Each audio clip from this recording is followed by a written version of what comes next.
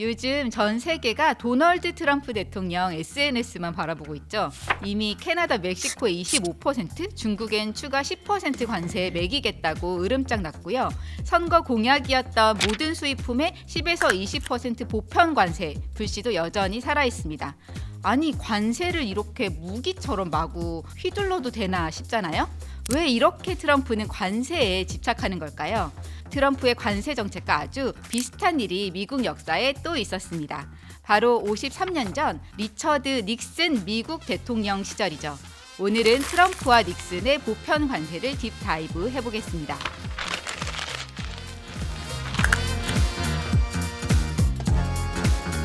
미국 제조업을 다시 위대하게 만들고 수출을 늘려서 무역 적자에서 탈출하려면 뭐가 필요할까요? 트럼프 당선인에 따르면 바로 달러 약세입니다. 강달러가 미국 제품을 비싸게 만들어서 수출 경쟁력을 끌어내린다고 보기 때문이에요. 그는 지난 6월 블룸버그 인터뷰에서도 강한 달러, 약한 엔과 위안이라는 환율 문제가 너무 심각하다. 강달러가 미국 기업에 엄청난 부담이다 라고 말했죠. 미국산 제품이 잘 안 팔리는 거, 이게 진짜 불리한 환율 탓일까요? 솔직히 제품 경쟁력이 훨씬 더 큰 문제인 것 같은데 말이죠. 그런데 이런 사고방식이 자리 잡은 건 바로 1960년대 후반쯤부터입니다.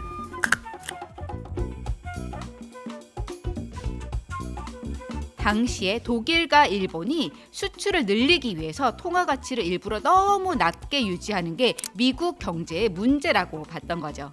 급기야 1971년 미국의 연간 무역 수지가 19세기 이후 처음으로 적자로 돌아섭니다. 미국 경제가 위기라며 난리가 났죠. 또 대선이 코앞인데 어느 정치인이 이걸 가만히 두고 볼 수 있겠어요. 미국 재무장관이던 존 코널리가 대대적인 경기 부양책을 만들었고요. 7월 13일 캠프 데이비드에서 닉슨 대통령이 경제 관료를 비상 소집합니다. 참 역사적인 순간이었죠. 이 코널리의 경기 부양책엔 아주 유명한 금태환 정지, 그러니까 다른 나라가 달러를 가져오면 미국이 금으로 바꿔주던 금태환을 중단한다는 내용이 있었습니다. 그리고 이거 말고도 또 다른 중요한 내용이 포함되는데요. 모든 수입품에 일시적으로 10% 관세를 추가 부과하는 방안, 즉 보편 관세였죠. 이때 경제학자들은 다 말도 안 된다고 반대했어요.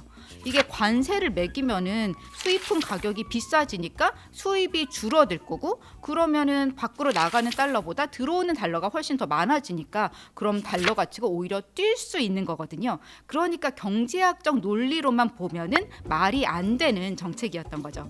하지만 코널리는 이거 어디까지나 협상 카드야 라고 강조했죠. 관세를 확 올려야 다른 나라들이 깜짝 놀라서 협상장에 나올 거라고 본 거예요. 그리고 동시에 그는 관세가 국내에서 정치적으로 아주 인기를 끌 거라고 내다봤어요. 국경세, 관세 이런 단어는 국민들도 아주 이해하기 쉬우니까요. 자, 그럼 이 관세 정책 인기 있었을까요? 완전요. 당시 여론조사에 따르면 미국인의 71%가 추가 관세 부과에 찬성했다고 합니다. 미국 재무부는 바로 각국에 자기네 요구사항을 들이밀었어요. 미국 달러화를 18% 평가 절하하라는 거였어요. 그러니까 예를 들자면 만약 지금 공식 환율이 달러당 1,400원이라면 이걸 달러당 1,148원 이런 식으로 18% 낮추라는 거죠. 너네 이 10% 관세 계속 얻어맞을래? 아니면 환율 조정해줄래? 이런 식으로 협박을 한 셈인데요. 마치 조폭 같은 그런 행태였습니다. 그때는 고정환율제였던 시절이거든요. 그러니까 공식 환율은 시장에서 정해지는 게 아니라 각국 정부가 알아서 정하면 됐습니다. 그래서 미국은 이렇게 하면 예 알겠어요. 당장 조정할 테니 제발 그 관세 좀 없애주세요. 이렇게 순순히 나올 줄 알았어요. 그래서 아마 한 달 안에 게임이 끝날 거라고 봤죠. 그런데 예상과 달리 저항이 꽤 거셌습니다. 한 달, 두 달 시간이 흐르자 헨리 키신저 당시 국가안보보좌관이 보다 못해 닉슨 대통령을 찾아왔어요. 이제 그만하고 이 관세 철회하자라고 제안했죠. 닉슨이 이렇게 말했던 게 당시 백악관 집무실 녹음 테이프에 남아있어요. 그건 어려워요, 헨리. 관세가 국내에서 인기가 너무 높아서 뭔가를 얻어내기 전엔 이걸 끝낼 수 없어요. 국민들이 이 관세를 지지합니다. 맙소사 이거 그냥 포기할 수 없어요. 라고요. 마침내 1971년 12월 18일 미국 워싱턴 DC 스미스소니언 박물관에서 10개국 재무장관이 모여서 합의를 이뤘습니다. 미국 달러 가치를 7.9% 내리는 스미스소니언 협정이었죠. 그렇게 미국은 결국 목표를 달성했고요. 협정 체결 직후에 10% 추가 관세를 폐지했습니다. 그러니까 보편 관세라는 이 선진 경제에선 유례를 찾아볼 수 없는 실험이 4개월 만에 끝난 거죠.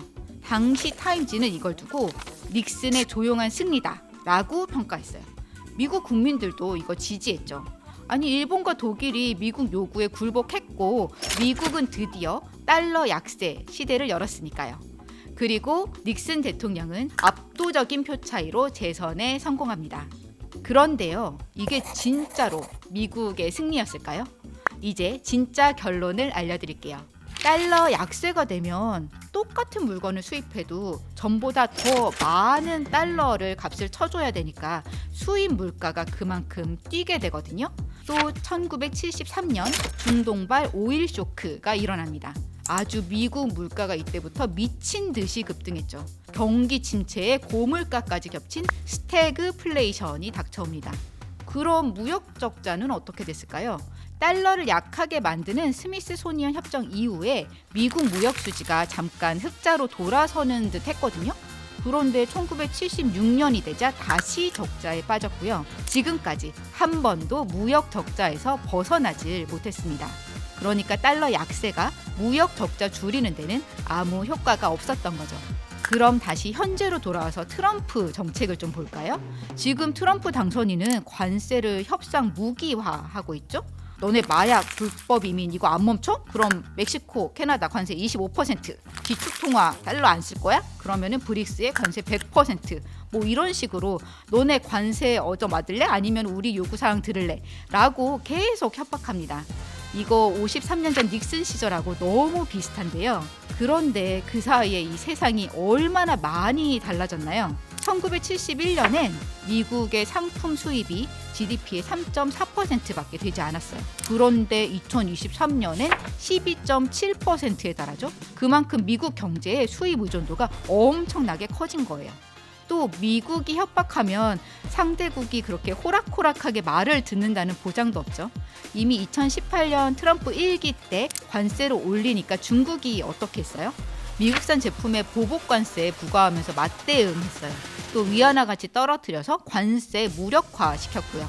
물론 이런 거를 다 알아도 트럼프는 관세라는 무기를 놓진 않을 겁니다. 관세는 사실 국내 정치적으로 꽤 효과가 있거든요. 미국 제조업 살리고 일자리 구하자 이런 목표 바이든이나 트럼프나 사실 똑같은데요. 바이든은 보조금이란 당근, 트럼프는 관세라는 채찍을 쓰는 게 다른 거예요. 대중들한텐 당근보단 채찍이 더 멋있게 보이고 더 먹히는 법입니다. 얼마 전 CBS 여론조사에서 응답자 52%가 트럼프 관세 정책 긍정적이라고 답했고요. 특히 트럼프를 찍은 유권자는 83%가 이걸 지지했습니다. 그러니까 닉슨과 마찬가지로 무언가를 얻기 전엔 이걸 끝낼 수 없을지도 모르겠어요. 경제학자들이 관세 올리면 물가 오른다, 경기 침체 빠진다 라고 경고를 하지만 관세는 정치적으로 꽤 좋은 무기입니다. 이렇게 실패했던 나쁜 경제 정책이 좀비처럼 죽지 않고 다시 살아났으니까 아마 조심해야 할 겁니다. 여러분 생각은 어떠신가요? 댓글로 의견을 남겨주세요. 오늘 영상 재미있게 보셨다면 구독, 좋아요 부탁드립니다. 지금까지 딥다이브 한혜란이었습니다.